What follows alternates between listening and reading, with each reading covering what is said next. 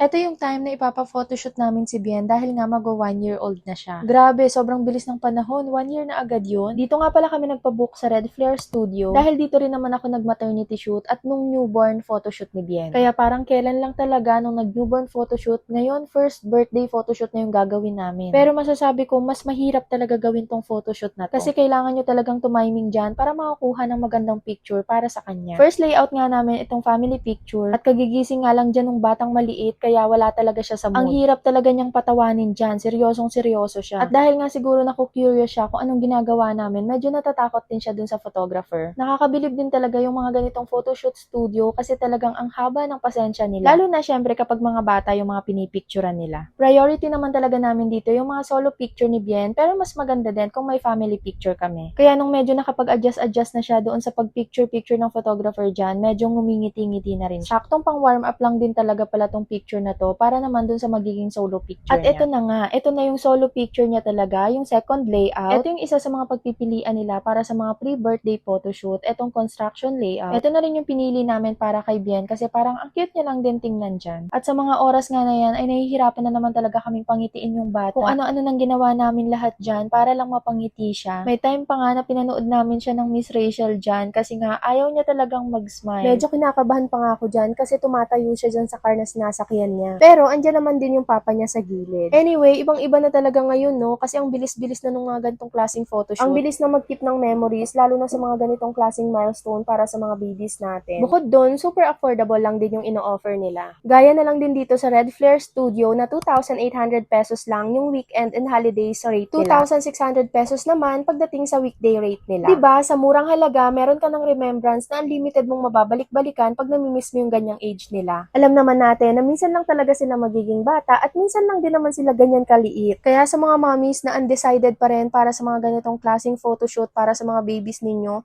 naku mga mommy, i-go nyo na yan. Yes, struggle talaga yung mga gantong klaseng photoshoot kasi kailangan nyo talaga ng mahabang pasensya para sa mga babies ninyo. Pero pag natapos, sulit na sulit naman din talaga. At eto na nga, nasa pangatlong layout na kami. Eto yung pangalawang solo picture ni Bien. Dito naman, super simple lang kasi kung mapapansin ninyo, black and white lang yung napili naming color na design dyan. And of course, hanggang sa pangatlong layout, struggle is real talaga mga mare. Yung dapat kasi dyan is nakaupo lang muna siya pero ayaw niyang mapirme. Dahil nga siguro may mga pinapanood siya dyan, parang gusto niyang lapitan. Pero in fairness naman, kumpara dun sa mga nauna at pangalawang layout, mas mabilis etong picture niya dito. Kasi nakipag-cooperate naman siya sa amin dito, kaya mas mabilis kaming natapos. At ito nga pala yung mga ilan sa mga nakuhang picture sa kanya. O siya mga mami, hanggang dito na lang tong vlog na to. See you next time. Bye!